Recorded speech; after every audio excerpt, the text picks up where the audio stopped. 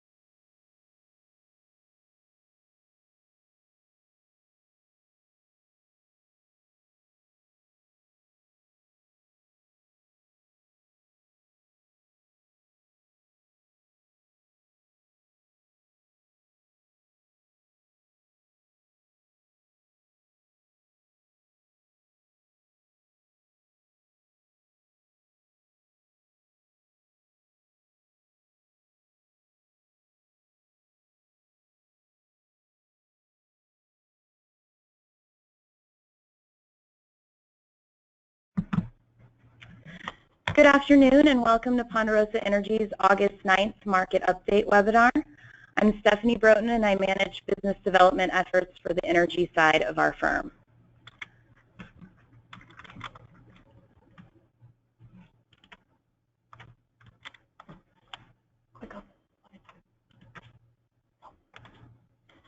Ponderosa Advisors is a boutique advisory firm located in Denver, Colorado. The firm was founded in 2012, and since inception, Ponderosa has provided consulting and advisory services around various A&D activities and infrastructure investments. Ponderosa's approach is unique because we view all hydrocarbons as being tied together at the drill bit, and therefore we provide a fully integrated view of the crude oil, natural gas, and NGLs markets. We also present a deepened level of granularity by providing analysis not only at the basin level, but also at the field level and down to individual tier levels. In addition to consulting and advisory services, we offer subscriptions such as the Fundamental Edge Market Outlook Series and Prodcast, our web-based production forecasting tool. The newest installment of our Market Outlook report will be released early next week, and some of the topics that we will touch on today will be thoroughly analyzed and discussed within the new report. Should you have questions with regard to our offering or questions directly related to today's presentation, please send an email to info@ponderosa-advisors.com, or you can dial us directly at 303-309-4078. Today's webinar will also be posted tomorrow on our website, ponderosa-energy.com, under the Services tab. With those small housekeeping items out of the way, I would like to introduce Bernadette Johnson. Bernadette is a managing partner and the director of energy at Ponderosa. She will be taking you through today's presentation and sharing Ponderosa's insights on the current market, as well as sharing Ponderosa's short-term crude oil, natural gas, and NGLs price forecast. We will also spend some time reviewing our production forecast and discussing why $40 crude oil is bullish for natural gas prices. Here is Bernadette. All right, thank you so much. So we're going to get started. I've got about 35 content slides for you. Let me move this down. Okay. So just a reminder, my name is Bernadette Johnson. I lead the energy group at Ponderosa. I'm one of the founding partners. I've been doing energy market fundamentals for about 10 years now. Started my career at Bentech, went to a hedge fund on the East Coast for a few years, and then I came back to Colorado, started Ponderosa with our majority owner and partner, Porter Bennett. So many of you are familiar with Ponderosa. Founded 2012, Porter Bennett is our CEO, and many of you will recognize his name from Bentech. All right, so we'll hop right in. So what are we going to talk about today? Essentially, we're going to answer 6 questions. Our presentation is really going to focus on natural gas markets. I'm going to talk a little bit about crude because you got to know what's going on with crude if you're going to accurately predict natural gas. But we're going to focus on the gas side. So 6 specific questions that we will address. First, what does the current crude price mean for natural gas? And what does that mean as crude prices drop or recover? And what does that mean for natural gas production and pricing? Second, we'll look at the rig count. We've added 123 rigs since the low we observed in May. Where were those rigs added, and what does that imply for production volumes going forward? Third, we're going to talk about DUCs. So how many DUCs do we have left? Part of the reason we haven't declined production more quickly is really because we have these DUCs. We have these drilled but uncompleted wells. We built a lot of inventory in 2014, 2015, and since then we've been working it off. So what is the current DUC count, and how long can we expect that to continue?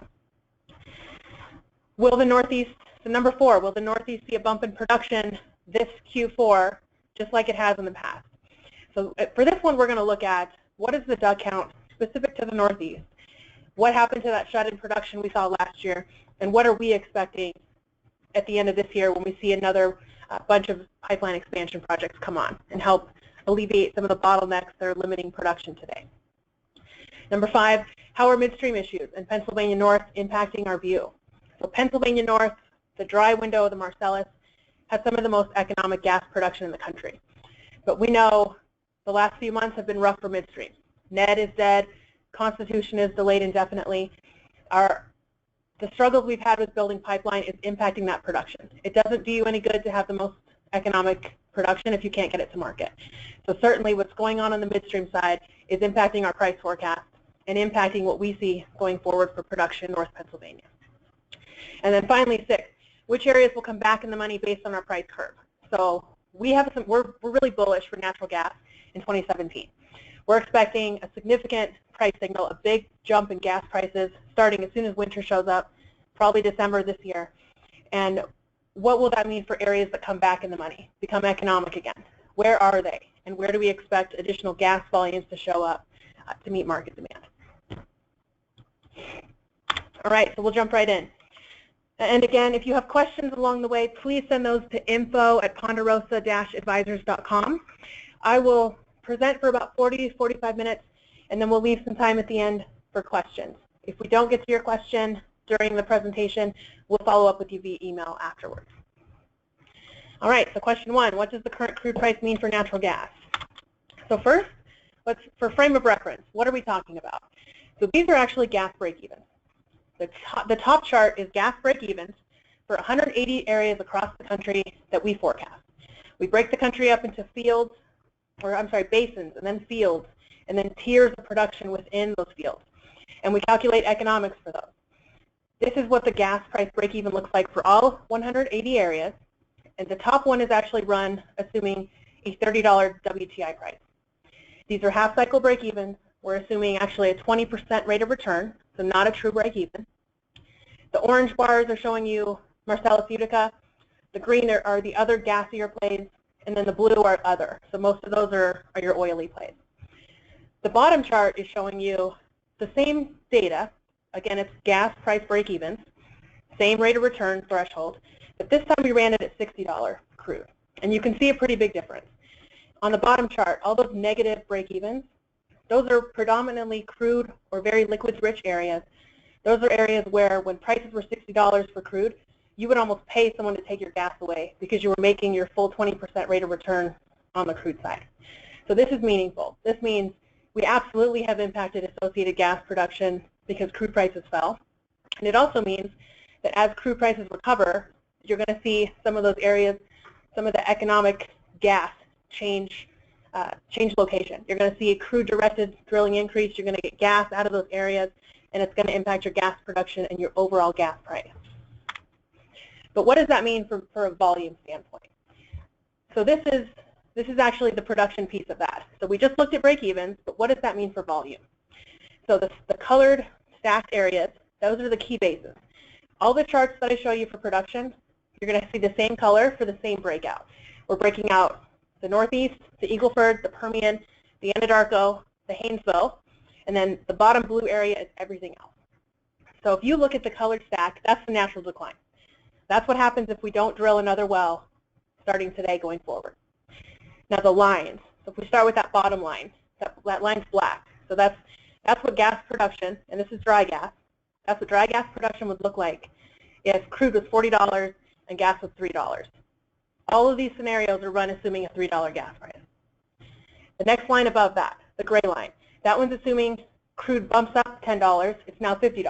So $50 crude, $3 gas. You can see a pretty significant increase, almost 6 BCF by the end of 2020. The red line is actually $10 higher than that, so $60 TI. You get a little bit more gas in that 50 to 60 range. And then you have 70. $70 crude, $3 gas gets you the green line. So what does that mean? It means the difference between $40 crude and $70 crude, it's about 10 BCF a day of gas production by 2020. So if those prices happen starting today. So takeaway here is that the oil price absolutely matters for natural gas. Part of the reason that we are so bullish for natural gas prices next year is because we're bearish for oil prices. We don't think that oil prices will bump much above $52 average, low 50s next year. And why do we think that? So the next few slides, we're going to talk about the crude market. And then we'll get back to natural gas after that. So this is IEA data. This is global supply demand. So this is crude and other petroleum products. This is the same chart you see a lot in oilprice.com, or lots of analysts put this together. The blue line is supply, the green line is demand.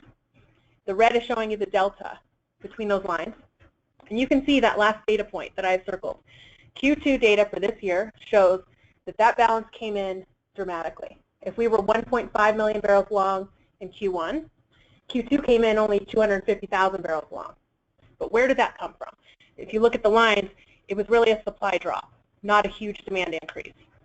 The supply drop actually came from predominantly Nigeria and Canada. So what this chart is showing you is the delta. The Q1 number versus Q2, both for 2016, we're showing you the big increases in green and the big drops in red. And this is just for the select areas that dropped significantly. On the growth side, you have global biofuels. So that one's separate from the country numbers, but that's mostly ethanol production in Brazil and the U.S. That big 600,000 barrel a day bump, that's a normal thing we see every Q2. It's a rise after the winter. Then you have Iran, Saudi Arabia, and Brazil also posting gains. On the decline side, you have Russia, Venezuela, the U.S., North Sea actually, and then the big ones are Nigeria and Canada. The bad news is the big supply drops that we saw were temporary. It was wildfires in Canada. It was terrorist attacks on infrastructure in Nigeria. But what does that mean for today? So this is as of Q2. So now we're in August. So when we get Q3 data, a lot of that Nigeria has actually come back. They're still down a little bit. They're at about 1.9 compared to where they were about 2.2 before the terrorist attacks on the infrastructure. It's not completely back yet, but they're expecting, we're still within that window from what the oil minister announced and when they expect to be back to full production. So we're expecting that in the next few weeks. I will also note that there are some people that are much more bearish that they will be able to recover that full production. But based on what the country is saying, we're going to see that come back.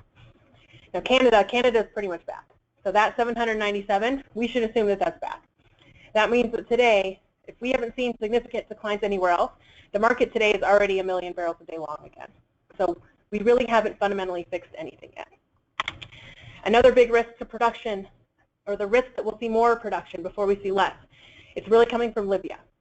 Now, Libya, before Gaddafi was ousted, was producing about 1.6 million barrels.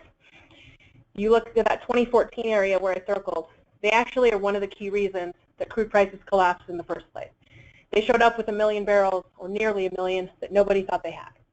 Since then, the situation on the ground, essentially a failed state, a lack of cohesive leadership, their production has been depressed. A lot of that is because some key ports have been offline. Now recently, they produced about 350,000 barrels.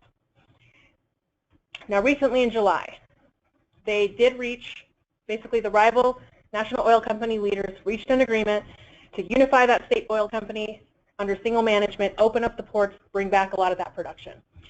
So publicly, the country has said they're expecting to grow back up to 900,000 barrels of production by the end of the year. We don't think that's going to happen, that full 900. I think if you look at the situation on the ground, it still really lacks cohesive leadership. But this is a significant risk that we're tracking. They showed up with a lot of production nobody thought they had before. They could do it again. If we're 1 million barrels a day long today, they show up with even another 300,000. Now we're 1.3 million long, or even worse. So this is something in the near term that we're definitely tracking that does risk, or that represents risk to additional supply before we see long-term balance of the market and a long-term price recovery. This is crude stocks. So this is U.S. You can't talk about the crude market unless you're looking at stocks. The blue line you see on the top of that chart, that's the 2016 data. If you look at that 2016 data, July, we actually posted several weeks in a row of crude stock builds. That's not something that should happen in July. July is peak driving season, peak demand period. You shouldn't be building crude in the middle of July, but we did. That's another bearish signal that we're certainly tracking. I think more broadly than that, you look at that overall level, it's at record levels, it's much higher than it should be. It's about 150,000 barrels or 150 million barrels too high. So what does that mean? It means you're not going to see a recovered crude market and a sustained higher price above $50 until we bring those supply-demand lines back together. We actually see demand above supply long enough that we can work out these stocks. Now this is 150 million. This is just in the U.S. So what this means is even if somehow demand popped up above supply by 1 million barrels, it's going to take us 150 days straight to work off this overhang. So the big takeaway here is that this is not something that gets corrected quickly. This is also not something that we can correct quickly with just weather. The gas market resets every fall. We know that. We hit the same storage level. As long as winter shows up, we're back at a normal price environment. Winter can't save us on the crude side. So we have to work off this 150 million barrels, and it's going to take a while for us to do it. This is also a key part of why we are seeing low $50 pricing next year for WTI. So that's the crude stocks. This is U.S. product stocks. So this looks similar, right? Not quite as high in terms of the percentage of overhang, but it's still significantly higher than it should be. The red is actually last year. The blue is this year. So prior to last year, prior to 2014, when prices collapsed and the market went long, the normal range is somewhere around 750 million barrels for this time of year. And we're sitting about 870. So this is definitely a component of stocks. We can't just look at crude. You've got to look at product stocks. When you look at them together, we're at record levels, and it's going to take time to work off. If you look at gasoline specifically, so we track prices. We saw prices bump up to $50 earlier this year. A lot of that was driven by those short-term supply outages. Part of it was also demand. So we saw, before July, we had some pretty bullish gasoline indicators. Gasoline cracks were good. Early season demand was strong. But since really June and July, the opposites happened. So that green box, those are bearish summer builds. We shouldn't be building gasoline, and this is gasoline stocks. So we should not be building gasoline stocks in the middle of peak driving season, but we were. And that green box played a significant role in why prices dropped back down to 40 from the 50 that we saw earlier in the year. You look at that red circle, that last data point, that's actually last week. So why are prices at 43 or whatever they are today? A lot of it's because they rebounded from the $39, $40 mark because we saw a storage number come out that saw a big pull down in those gasoline stocks. So the market looked at that and said, there is some demand out there, it's not completely bleak, and the market reacted accordingly. So these are definitely things that we are tracking ongoing. We're not going to spend a ton of time in here on it, but we look at the product markets, we look at the crack spread, we look at all those pieces, and that's part of how we develop our fundamental view of what prices will be and when we'll see a price recovery for crude. Now, number two, so let's jump. We're going to talk more about gas now. We're going to get back to the gas market. We've added 123 rigs since May. So the low was in May. Since then, we've added about 123. That number is coming from Drilling Info rig data. Where are those rigs, and what does that mean for production? So first, the map. So these are actually new rigs. So this is not all rigs. This is only new rigs. So these are the rigs, individual rigs, that were not in service in early May when we saw the low. These are rigs that have been added since then. So the colored of the dots, those represent the orientation of drilling. So your horizontal dots are red, your vertical are green, and then your directional are yellow, not very many in there, and then your unknown are white. So what do we see here?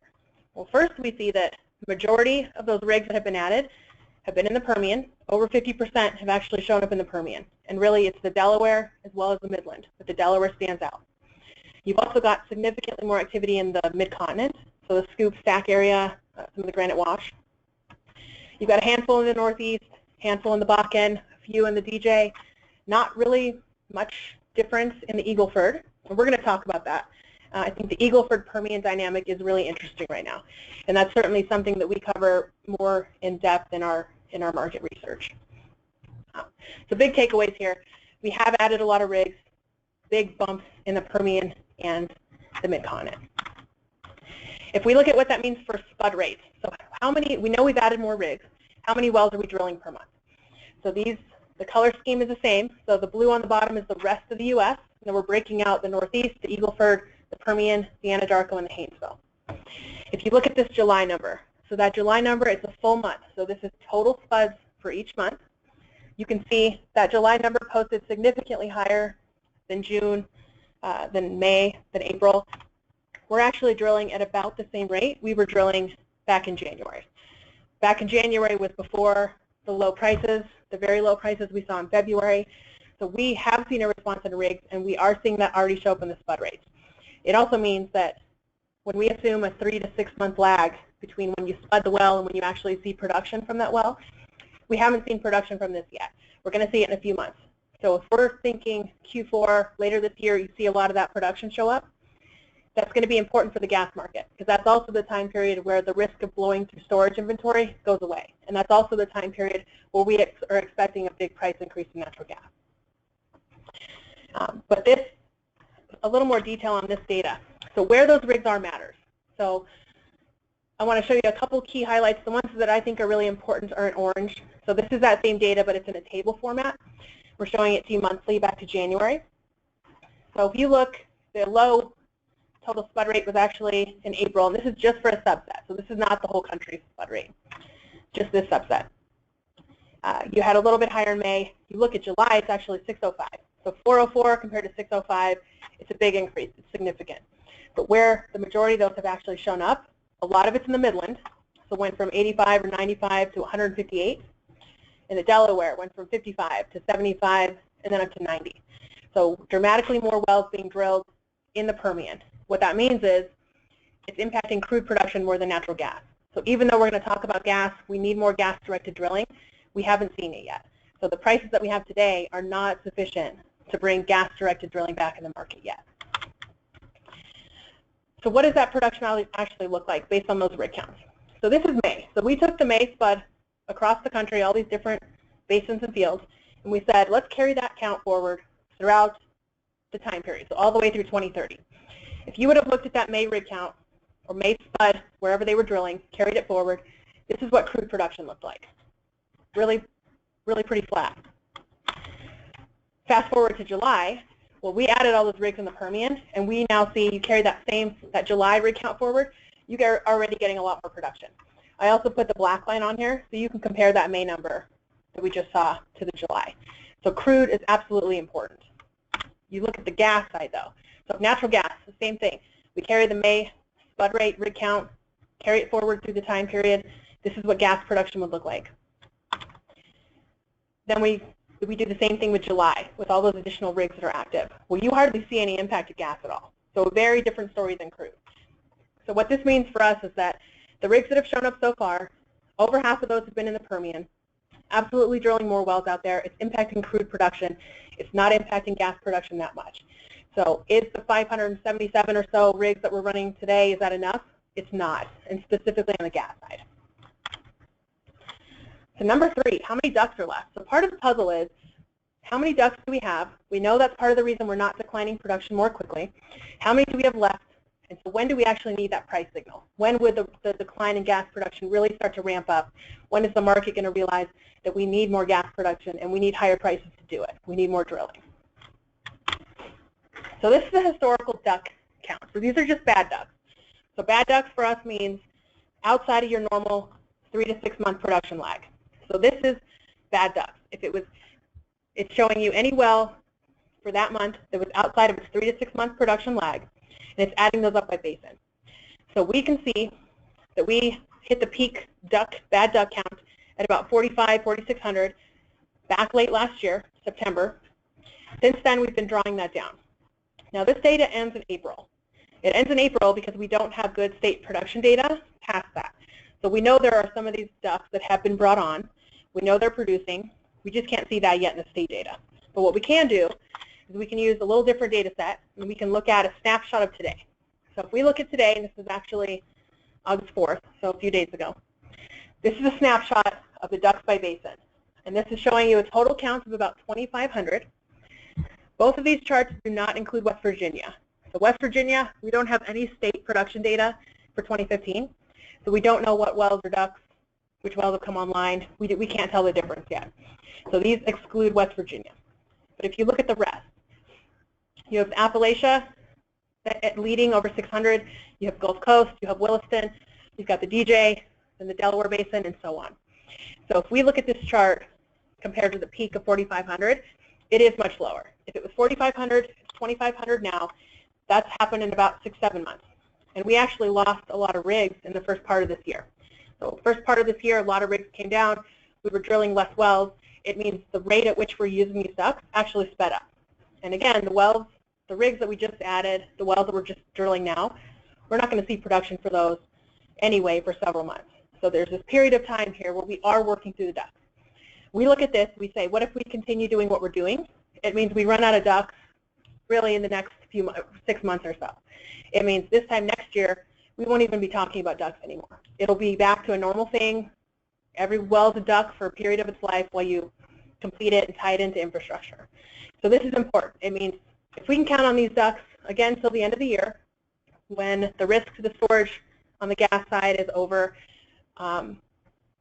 you're basically getting to a December timeframe where a lot of the pieces of the puzzle are coming together right at the same time.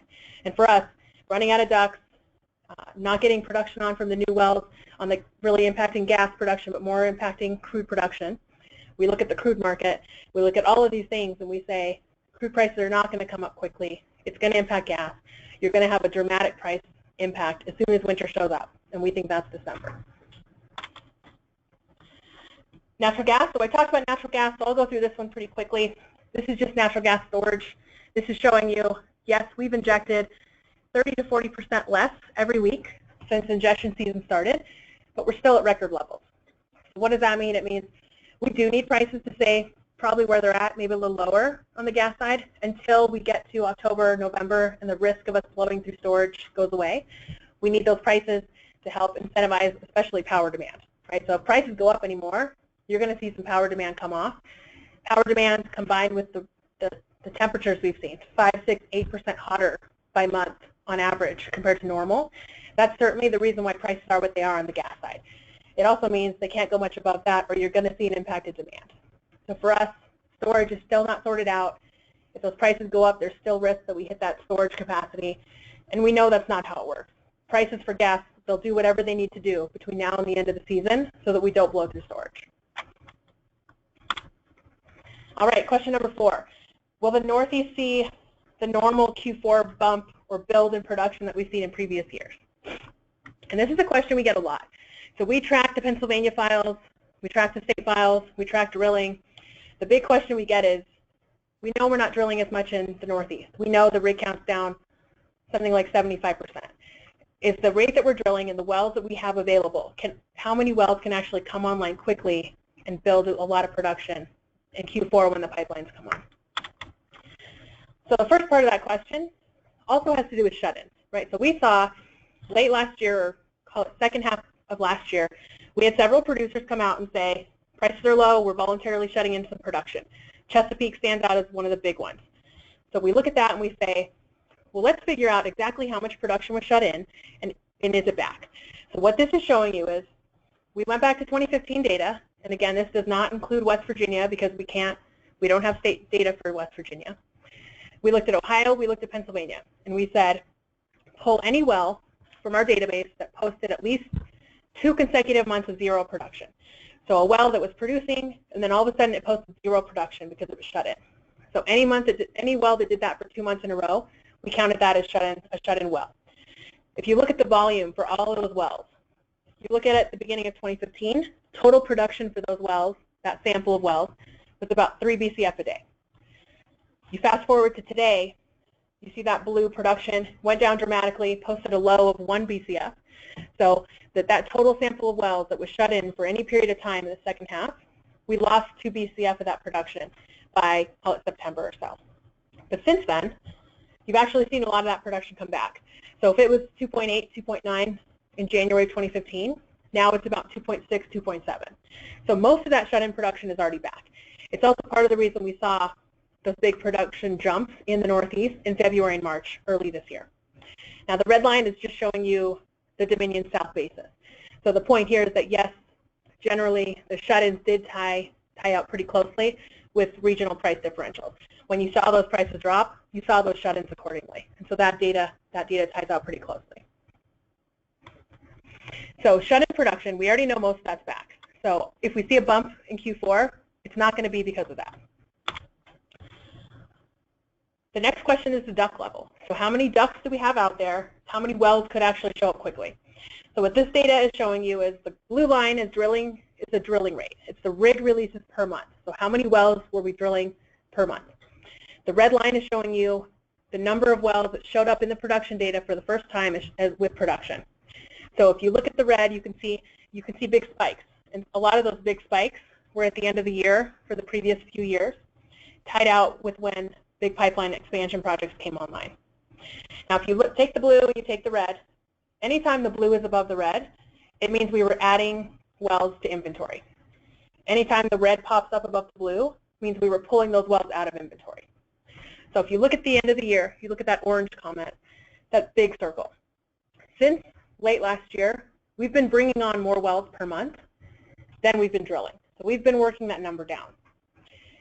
If we do that math, we subtract the blue from the red and we aggregate it and we say how many DUCs do we actually have, this is the time series of DUCs, and this again is Pennsylvania and Ohio.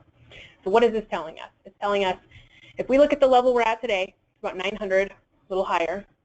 Compare that to previous years. So last year we were sitting on more.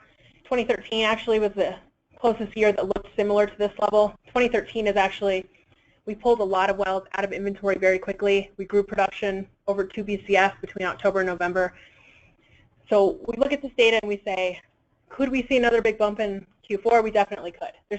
It's not like this is zero. There's still a lot of wells up there. We look at the state Pennsylvania data for May and it's 550 or so. And those are just DUCs. So yes, there are still a lot of wells up there. Pipelines come on later this year. We are still expecting a big bump in production. We're currently modeling about 1 BCF a day of growth in December over November, and a lot of that's coming from what we're hearing from operators.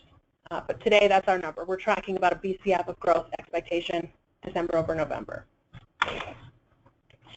Question 5. So how are midstream issues impacting our price forecast and volume expectations for North PA? So midstream, I touched on this at the beginning. Midstream, specifically for Northeast Pennsylvania, it's important. And if we can't get pipes built, it doesn't matter if we're some of the most economic gas production in the country if you can't get it to market. So what does that mean? So we're tracking several expansion projects. We know that Constitution is delayed indefinitely, held up in litigation from New York environmental results. We know that Ned is dead. That one was canceled because of lack of shipper interest. We've still got a few hanging out there that could definitely help move some of these volumes to market. Between Atlantic Sunrise, Northern Access, and Penn East, it's about 3.2 BCF a day of production. It doesn't all help the northeast part of Pennsylvania directly, but it certainly helps debottleneck part of the region. I think it's also important to note that there's still 3 projects that are alive. None of them have FERC approval yet. They're all in various phases of development. Some of them are facing some pretty steep opposition. So do we know that these pipelines will get built yet? We really don't. And even 3.2 BCF a day of production, it's not enough to completely debottleneck the northeast part of Pennsylvania. We look at Northeast or North PA and we say, how much production is out there? How much potential production is there? And part of what we do is we say, what was the peak observed drilling rate? So back in 2011, we were actually drilling 119 wells per month. So we're spudding 119 wells per month. Today it's closer to 30. It's actually a little less than that. So Ponderosa, our forecast for North PA is currently the blue. We're holding it pretty flat. We're saying it can't ramp up to that 119 because you don't have pipelines to get it out. So we're going to hold it pretty flat. We're going to keep enough drilling active just to keep that production flat and nothing else. But we did, I think historically, we did see 119 wells spud back in 2011. So this is important, and this is a huge difference in production. So production here, if we're limiting it to 8 to 9 BCF a day, potential production, if we ramped up today to that 119 well mark, you could see upwards of 24 BCF a day of production out of this part of the country by the end of 2020. So that's a big number. 119 is a lot of wells. Those wells are big, and they've only gotten bigger over time. So one of the key parts of our forecast and our price forecast is us saying we're not allowing Northeast PA to grow. If we allowed it to grow, would you need 450 gas next year? No, because economics in the Northeast or in Northeast PA are sub 450. But short of this, if we can't debottleneck this, if we can't see that production come online, then this is not going to be part of the answer. So you're going to have a little bit higher gas price if you can't bring your cheapest gas to market. Number 6. So I think just to finish that one up, this is definitely a risk to our forecast. If we can get these projects done, and they're slated for 2017 and 2018, some of them are definitely going to be delayed. So they're not a 2017 answer. They're not an answer for next year's production. But going forward, if there's a risk to our gas price forecast, it's that we debottleneck this area, we bring more of this cheaper gas online. Number 6, which areas will come back in the money based on our price forecast? So I'll show you our price forecast in a second. I think the punchline is we're expecting $4.50 average next year. For crude, we're expecting $52. So as we increase prices from current levels of, well, this is a little higher, but 267, 275 Henry Hub, and current gas price or crude price of about 43. When we run economics, we look at crude break-evens at 275 Henry Hub. These are the areas that are in the money. So these are the areas that are economic below $43 where we're sitting today. If we look at where they are, it's not a ton of areas, but it's some big areas. So we've certainly got some of the Pennsylvania stuff in here and West Virginia. We've got some Eagle Ford, DeWitt, Eagleville, Hawkville. We've got the gassy areas are actually in green. So this is more PA South, Fayetteville. We've also got some Texas Gulf Coast traditional stuff, some of even DeWitt Tier 2 in the Eagle Ford, Permian, Delaware. So this is only one column, but it's a big area, and it's a lot of economic gas production, or economic crude and gas production, really. You got some Bakken in here. You've also got some Anadarko. If we fast forward to next year, and if our price forecasts come true, and you've got 450 Henry Hub, $52 average TI, this is what the world looks like. A lot of areas come back in the money. So this is, again, showing you areas that are economic below $52, assuming a 450 Henry Hub price. And these are the crude break-evens. The ones that I have highlighted in these boxes, these are the areas that were not on the previous list. So these are the areas that come in the money. So you've got some additional Marcellus. You've got Utica, even lean condensate starts to come back. You've got a little bit of Fort Worth, the very best stuff in the Tier 1. You've got your Woodford, even your Tier 1 can come back in. You've got more Eagleford. You've got Cana Woodford in the Anadarko. Your Scoop and Stack is going to be in there. You've got some DJ this time around. You've also got more Anadarko, more Bakken, and even Powder River. So what this really shows you is that, yes, our price forecast next year, it is higher, certainly on the gas side. It's not that much higher for the crude side, but even a higher gas price brings in a lot of areas that have gas exposure. So the Eagleford definitely stands out. It's an area where we look at what operators are saying today. They're not really that bullish for the Eagleford, but they love the Permian. Well, that's under today's prices. If you have a $4 or $4.50 gas price, it's going to change strategy for a lot of these E&Ps. It's going to change some of their behavior and where they decide to deploy rigs. So that's a key risk, Eagleford versus Permian. And this is a key part of the story right now, but I think it's not really sorted out yet. In Texas, we're listening to all these earnings calls. Majority of operators are touting superior economics and really singing praises for the Delaware, and even the Midland, but the Delaware in the Permian significantly. And then they have plans to move away from the Eagleford. we look at our break-evens, we say the Eagle Ford's very economic, and particularly it's very economic if our gas price forecasts are accurate. So what's important here? What are the nuances that we're tracking? If operators' current plans are based on the gas price ceiling of 350, you look at the forward curve, it's really flat. How quickly will they change their plans in favor of the Eagle Ford if gas prices spike? And it's important, I think, also to note that a lot of the same operators that have big positions in the Permian also have big positions in the Eagle Ford. We use historical drilling rates to constrain our forecast. So we say, let's look at the peak rig count we've ever seen in the Permian and the Eagle Ford. That rig count, or that spud rate, was actually in 2014. But what if we haven't actually seen a peak activity level for the Permian? What if that peak we saw in 2014, what if it could be 25% higher? So what if we raise the Permian drilling rate 25% and we lower the Eagle Ford? What does that do to production? The third question, numerous operators have both Eagle Ford and Permian acreage. Will capital constraints limit growth of both? So if you have two areas where you have great acreage, will you choose the Permian over the Eagle Ford, or vice versa? And will things like HBP drilling and continuous drilling clauses that you have in the Permian force some of that behavior? So if you're drilling to hold leases, if you have to keep drilling additional formations to hold the lease, that may force your hand, and then you may choose to drill in the Permian instead of the Eagle Ford, even if your Eagle Ford economics are very good.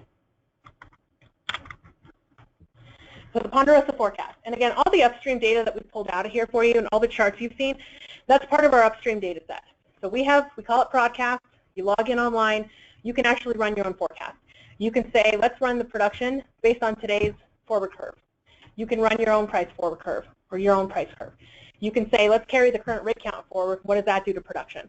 So all of these scenarios that we've walked through, that's all data that we pulled out of our broadcast interface, and that's all things that our clients are doing on a daily basis.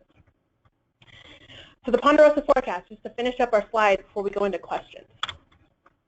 First, we're talking about gas. If you're going to really understand our gas price forecast, it's not just about supply, but it's also about our demand forecast. So this is our demand forecast out through 2020. We have it average yearly here, broken out by sector. So Rescom, power demand, industrial, LNG exports, and the Mexican exports. So we look at this and we see, if you compare average 15 to average 2020, we see about 12 BCF a day of additional demand. Our demand forecast is actually lower than some that I've seen. I've seen 18, I've seen 20 BCF of additional demand by 2020. So just to help quantify our price forecast and what we're looking at for supply, when we look at how much supply do we need, it's based on this forecast. And we're saying, if this demand happens, what price do we have to have for natural gas to bring enough gas in the market to serve this demand? So this is actually showing you our gas price forecast for next year is $4.50 average. So what does that mean? It means we probably see a price spike starting in December. It means this winter, the market's going to figure out we need more gas. Prices are going to react, and probably they're going to react more than they should. We never glide gracefully to a new price equilibrium. So you're going to see prices probably above $4.50, then they're going to come down over time after we see some of those rigs come in and we see some of that volume show up. Now this chart is showing you, again, it's dry natural gas production. If crude prices are $50 next year, 52 average, like we think they will be, we ran this using our broadcast and said, what does $4.50 gas get you? And that's the black line. So $4.50 gas and $52 crude gets you this black production line. Now this green, that's that demand that we just looked at. So $4.50 by the end of next year gets us back up to 75 BCF a day of production. And this even accounts for some additional ethane recovery that brings that gas maybe a little bit lower in the meantime before we see additional growth. So this is about 75 BCF by the end of next year. If you look forward, this is at $4.50 is actually $4.50 and $50 crude is actually a little too high long term. This gets you more gas than we need according to our demand forecast. So what does this mean? It's counterintuitive, but when we look at you look at our forecast, as we see prices for crude recovering, so next year 52, 2018 $60, that's a TI price. 2019 67, 2020 also 67, that's really the equilibrium price. You look at gas though, so $4.50 next year, but as those crude prices come up, you actually see the gas price come down. So $4.15 in 2018, $4 in 2019, and then $3.75 once you get that long-term healthy crude market equilibrium price of $67. It brings back a lot of associated gas production, just like we looked at the beginning of the presentation. You don't need 450 anymore. If prices are 67 for crude, 375 gets you enough to meet that demand.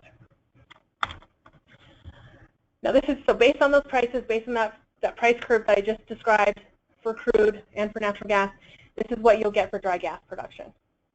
Now this doesn't include Canada. So this is not total U.S. supply, this is just U.S. production. What does that mean for growth areas? So the 2015 versus 2020 delta, so Marcellus is going to be a big growth area, over 4 BCF a day. Eagle Ford, almost 4 BCF a day. You've got the Arkla, which is Haynesville and East Texas, a little bit of East Texas in there. You've got Utica, Permian, Anadarko, and Woodford.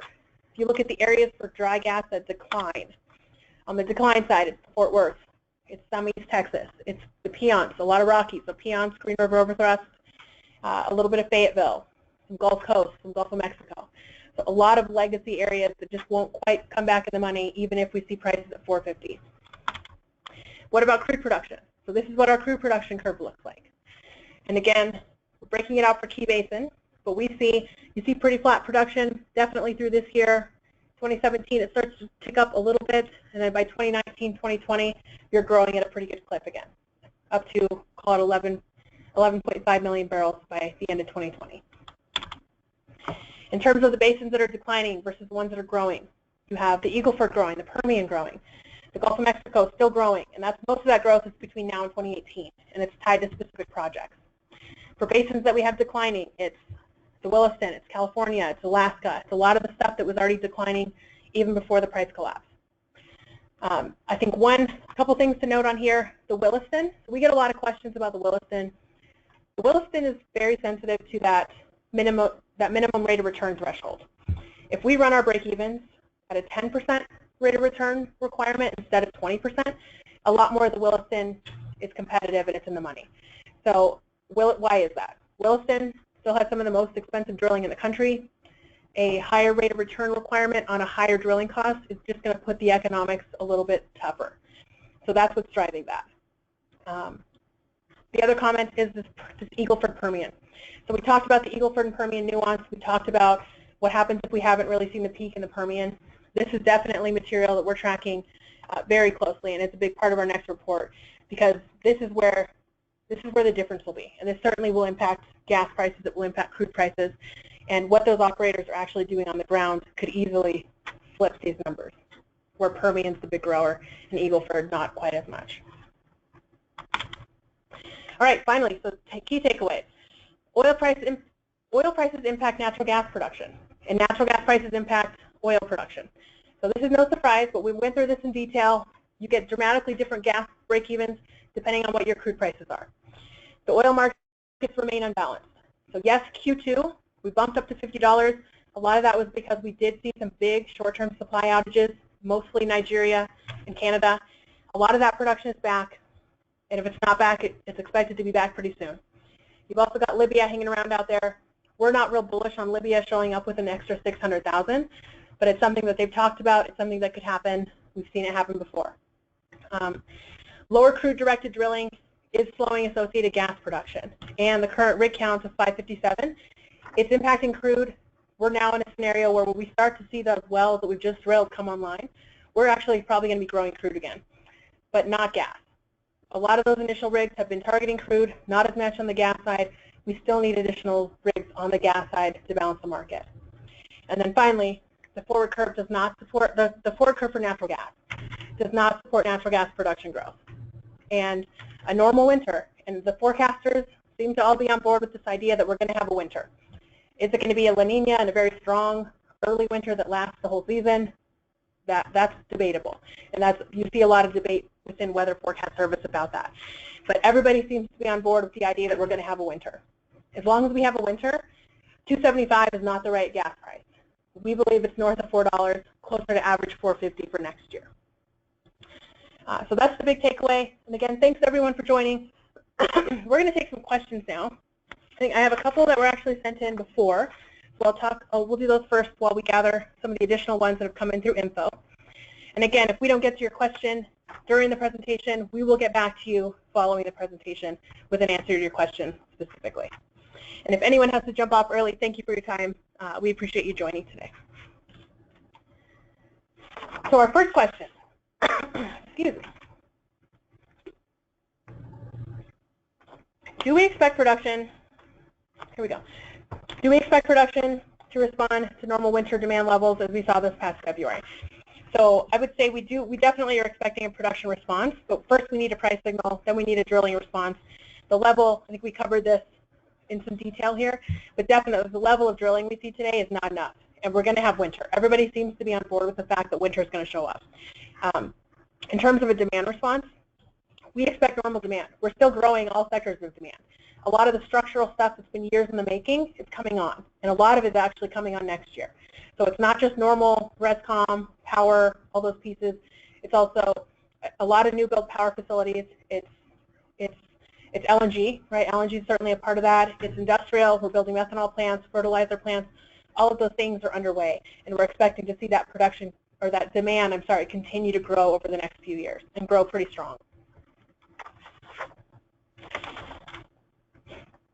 We had one question that came in about, so part of the reason the prices are also up this week is about the OPEC talking about this freeze. So this is not something we haven't seen before. We talk about this freeze all the time. Anytime prices drop too low to be comfortable with for OPEC for too long, we start talking about a freeze. I think if you look at, the freeze didn't work out last time. Fundamentally, in OPEC, you have a lot of countries that don't get along, don't have any incentive at all to really work with each other and give up market share, or like Saudi Arabia would have to do. You also have Iran, which is still planning to grow. They're not going to agree to a freeze, just like they didn't last time. You look at Libya, they're not going to agree to a freeze. They're still saying they have 600,000 additional barrels that are going to come back, and nobody else is going to essentially give up their piece of the pie to help them fit in, or fit that production in. So the short answer for us is that it's more of the same. It's really just noise. You're not going to see the OPEC countries come together and actually enforce the freeze. Even if they did agree to a freeze, somebody always cheats, or everybody always cheats. So can we actually expect that to balance the market? We don't think so. Aside from that, a freeze is not enough anyway. Even if a freeze happened, we're about 1 million barrels a day long today, if not more. So even if we freeze, we're still 1 million barrels a day long. We have to sort that out. We're running out of storage. We still have refinery maintenance season coming up. All of those things mean we could see lower prices before we see that long-term recovery. This one is, can we comment on our view of summer-winter spreads over the next few years? So we look at summer-winter spreads. We look at basically the value of storage and what that looks like. The market is growing. Like at a certain point, the storage market, the size of the storage facilities we have is not going to be enough. So if we have a 90 BCF a day dry gas market, does the storage facilities that we have on hand, is that enough? It may be in certain parts of the country, probably not along the Gulf Coast, and really specifically because of where the demand is growing and what the seasonal component of that demand looks like. So we expect as that demand continues to grow, as the structural piece continues to come online, you are going to start to see the value of storage become more valuable again, enough to incentivize some additional storage builds. And again, it's really predominantly, we think, needed on the Gulf Coast, but we do think that those spreads will widen out again. Is it going to be dramatic? Probably not, but you will see spreads better than we've seen, better than flat.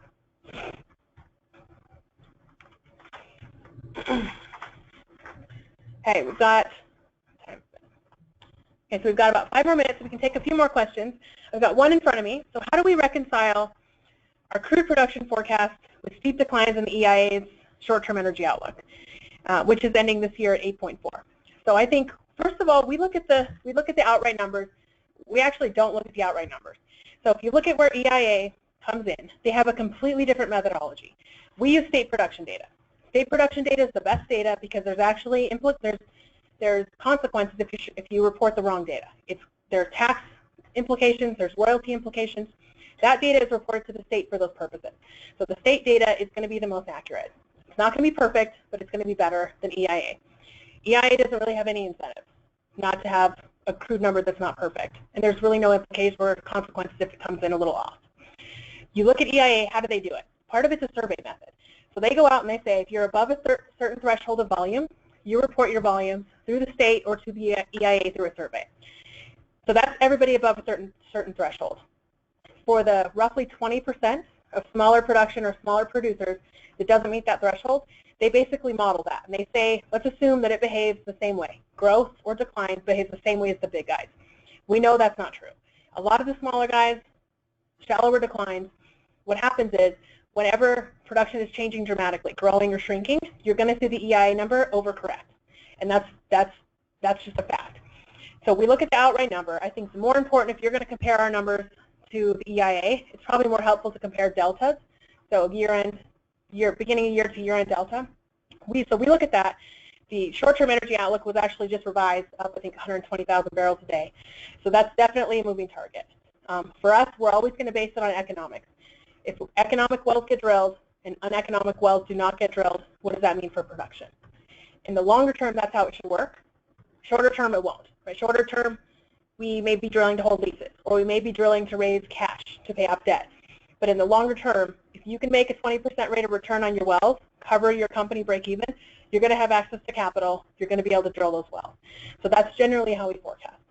I would also say if you look at the EIA short-term energy outlook or even their 914 data, and you compare that to what they have in the DPR is actually based on the state production data. Those two data sets don't even tie out. So when you're looking at EIA, I think keep in mind they're built for different purposes. Everybody's going to have their own methodology. You're going to have methodology differences that matter and can swing the numbers either way. But for us, the right answer, for us at least, is to start with the most accurate data that we can, which is in the survey. Okay, we've got another question. How do we arrive at 550 DUCs for the PA Marcellus? So so you can get that 550 if you pull up the Pennsylvania state data, state file for May. You filter out, you only look at horizontal, you look at wells that are temporarily not producing, and you look at wells that haven't been drilled in the past few months. If they've been drilled in the past few months, they're not even scheduled to come on yet, so they're not really DUCs. If you do those 3 filters, then you get to, so if you do those filters, and whoever sent this out will send you the file, you basically see specific wells and which ones are DUCs, and the Pennsylvania file today, and that's actually for May, shows about 550. The other filter, so it's actually 4 filters. The other filter is we only look at wells that have been drilled 2010 or forward. We don't look at anything that's been drilled older than that and that's not online. If it's older than that, it's not a real DUC. It's never going to come online if it hasn't yet. So that's the Pennsylvania file. And that's just Pennsylvania. So if you try and do that with Ohio, anywhere else, you're going to get a little different answer, a little different filters required. But that's the answer for the Pennsylvania, and we'll send you that file. All right, so that's the end of the questions that we have so far that have come in through info. If we didn't get to your question and it's still going to come in, go ahead and send that. We'll get back to you after the presentation. We also recorded the presentation, and we'll have it available. And everybody that signed up for the webinar, we'll send you a link to that. It'll be also available on our website. I'll head back over to Stephanie. And thank you all for joining us today. Many of the topics that we covered today, such as gas demand by sector, the Permian and Eagle Ford dynamics, and also rig additions will be thoroughly discussed within the new Market Outlook report, which again is due for release next week. As Bernadette mentioned, the presentation will be available on our website under the Services tab, and that should be available tomorrow. And we will get back to you if you sent a question that we weren't able to answer at this time. And thank you very much for joining us.